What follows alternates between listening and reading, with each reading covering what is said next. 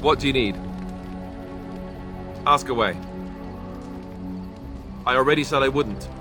The answer is still no. What do you need?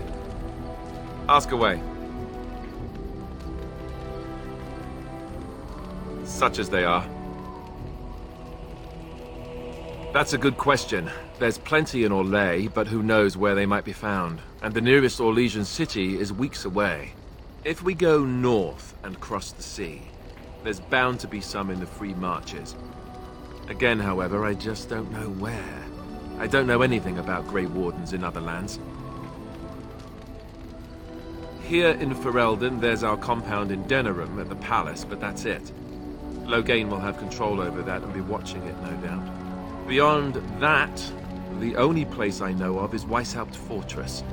That's the headquarters of all Grey Wardens in the Anderfelds, 1,000 miles from here, but I've no idea how to even contact them. So unless we try to get back to the compound in Denerim, I suppose the answer is no.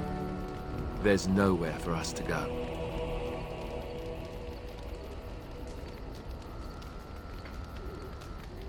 I mean, eventually we would have to use the joining to make more Grey Wardens, right? But I don't know how to do the joining, or what's involved. I know it involves lyrium and some other magic and that it's really difficult to prepare, but that's it. Unless we can find out more about the joining, I guess we better get used to the idea that there might only be 2 of us for now. Until more come from elsewhere. I imagine that eventually the Grey Wardens outside of Ferelden will wonder what's happened. Why there's no contact from Duncan or someone. They'll send someone eventually. Though who knows what Loghain's people in Denerim will tell them. Maybe they won't send anyone. We could try to contact them. But that would mean leaving Ferelden, and even if we did, they couldn't come back with us in time to stop the Blight. So that means whatever happens, it's up to us. Just left? You mean just left Ferelden? I don't know. If there's an archdemon, however, we're supposed to be the only ones who can defeat it. And that means the Blight would grow unchecked. Eventually, other Grey Wardens in Orlais and other lands would hear about it, and they would come to fight it, but they wouldn't come in time to save Ferelden. There's no way. I'm not going anywhere. About the Grey Wardens, anyhow. Fair enough. What do you need? Ask away. Such as they are. About the Grey Wardens, anyhow. Fair enough. What do you need? Ask away. Oh, did I say that? I meant that dogs raised me. Giant slobbering dogs from the Anderfelds. A whole pack of them, in fact.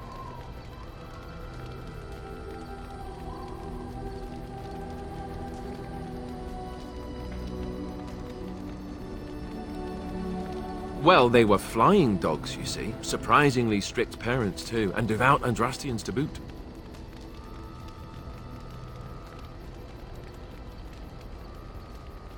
That, and that they make a great deal of cheese. Funny, but the dogs never mention cheese. As a matter of fact, if you said cheese around them, they'd start growling. Isn't that odd? Or did I dream all of that? Funny the dreams you'll have when you sleep on a cold, hard ground, isn't it?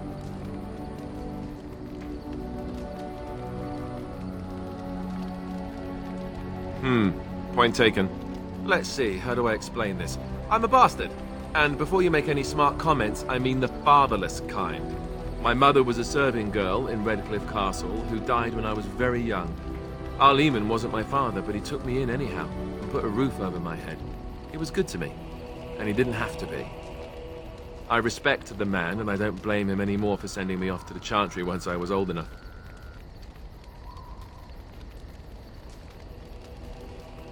I know who I was told was my father. He died even before my mother did, anyhow. It isn't important. Arleman eventually married a young woman from Orlais, which caused all sorts of problems between him and the king because it was so soon after the war. But he loved her. Anyhow, then you, Arlessa, resented the rumors which pegged me as his bastard. They weren't true, but of course they existed.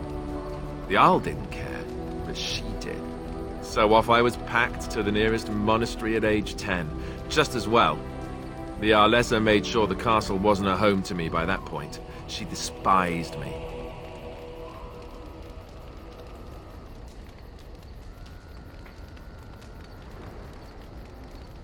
Probably.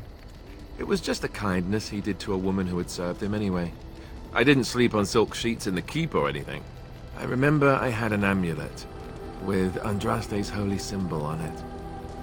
The only thing I had of my mother's. I was so furious at being sent away, I tore it off and threw it at the wall and it shattered.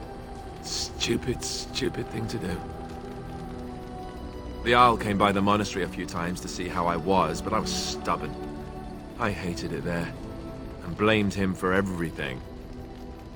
And eventually, he just stopped coming.